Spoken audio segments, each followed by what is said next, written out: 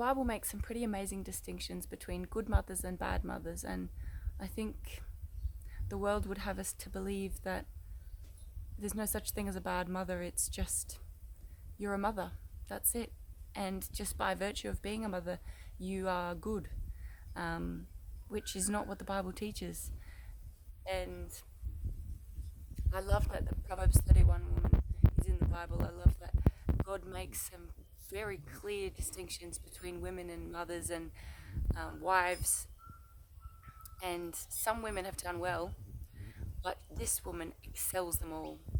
And I love that. So we're going to talk about that a little bit today. So Proverbs 31 woman, Proverbs 31 mother is wise in her decisions. She makes good decisions. She's not necessarily in like it doesn't really talk about her circumstances very much. It doesn't talk about her family, like her parents, if she was left a huge amount of money, if it doesn't talk about her circumstances. It talks about her good choices.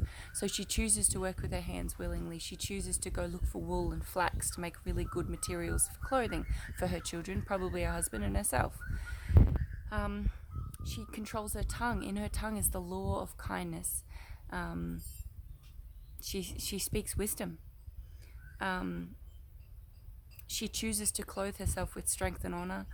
Her children rise up and call her blessed. She doesn't, I don't think she coaxes them to praise her. They just do it because she's amazing. And her husband also. And he rises up and he's like, oh, breakfast in the morning. Thanks, wifey. I love you so much. You're amazing. She doesn't go fishing for compliments. They just praise her because she's great. And she works hard. She has savings and she uses them wisely on fields, probably to feed her family and the poor and anybody else that she comes across. Probably sells it. It doesn't say it here, but maybe she does. I don't know. But she works hard at making fine products and sells them for her family. But she balances her family life and her business life so that her family isn't neglected. The fact that her children rise up and call her blessed means that she has invested time to be with them, to develop relationships with them, and her husband as well. And a husband doesn't rise up and call a woman blessed unless she's blessing him. And yeah, I think she's invested quite a bit of time in her children and in her husband. So she's got the balance really well. She's being industrious. She's got businesses going all over the place and good stuff, not just slapdash business, but she's doing really well with her products. She knows she takes time to figure out what products that she's going to buy. Doing that research on Facebook Marketplace or on Google is not a waste of time. Not just buying something in the minute, whether it's good or bad, doesn't matter, I need it. This woman doesn't do that. She considereth a field and she buyeth it. She takes time to do the research to buy good quality stuff. And no doubt she probably doesn't buy it at full price. She haggles or she goes on Gumtree, she figures out what the best price is. Is it a good product? Is it a good price? And she goes for it. She's got the savings. She's not worried about, is this going to break the bank? She's sorted. She takes care of her appearance. She wears purple and silk and tapestry. She is one finely clad woman, but she's not vain. She fears the Lord. She knows that her beauty came from the Lord and not from herself. So she takes care of her appearance. She strengtheneth her arms and her loins. She girts her loins with strength and strengtheneth her arms. That means she's doing sit-ups and push-ups and squats and all of that, whether that's while she's gardening or whether that she's doing a workout. I don't know. But she does it. Her arms are strong and her thighs are strong, and she's taking care of her body.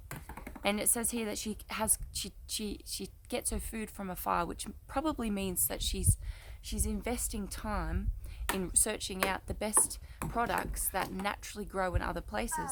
She figures out that she can't grow grapes in her vineyard, not in her vineyard, but in her field. It's not the right climate, or it's not the right soil, or whatever.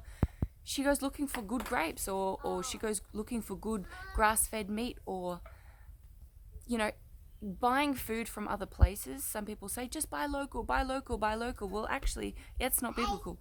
This woman, she buys food from afar. She buys figs from Pakistan, and she buys honey from Israel, or whatever. You know, she is taking the time to... She's looking well to her household. She doesn't eat the bread of idleness. She's not like, oh, whatever, anything from Kmart will do. Or, no, there's nothing wrong with Kmart, I'm not saying that. But I'm just saying she's not lazy in her decisions in buying things and making things. She searches out good quality products and good quality investments. And, but also she doesn't spend all her money on that, obviously, because she's got savings. She buys fields and has business. So she's really wise. Where's your car gone? No. It's in your hand, duffer.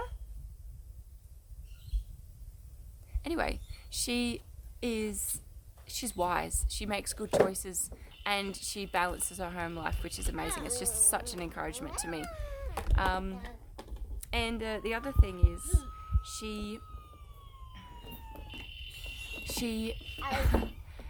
I lost my train of thought. But got a car here next to me. Just the last thing I wanted to say is, this woman, this mother, has earned her place with her children and her husband and in the community. She's earned it. She's worked hard and she's earned it.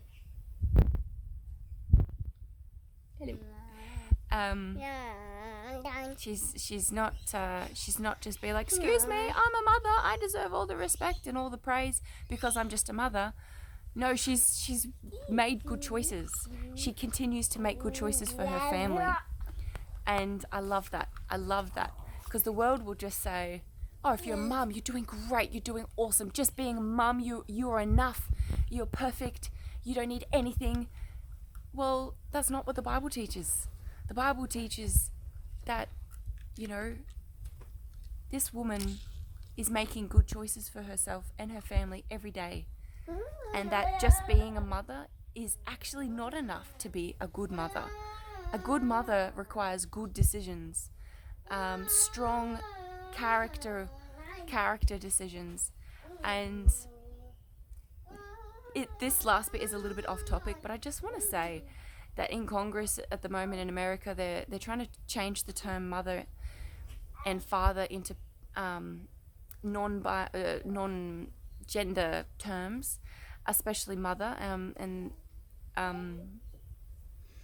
I don't know why they're doing that, because their whole point is to not base someone just on their sex. I thought that was the whole point, is to appreciate the whole person.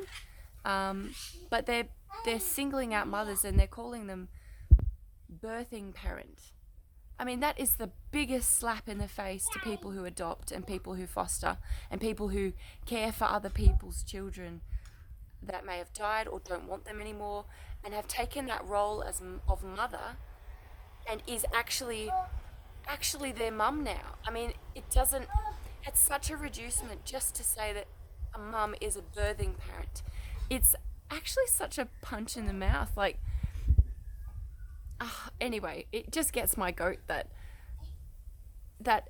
all data for all time, for all of history, has shown that that women give birth. Not men, not any other sex, but women with uteruses. And I'm sorry if that offends somebody, but that's just the cold fact that women give birth. And we have a term for women who give birth, and that's mums.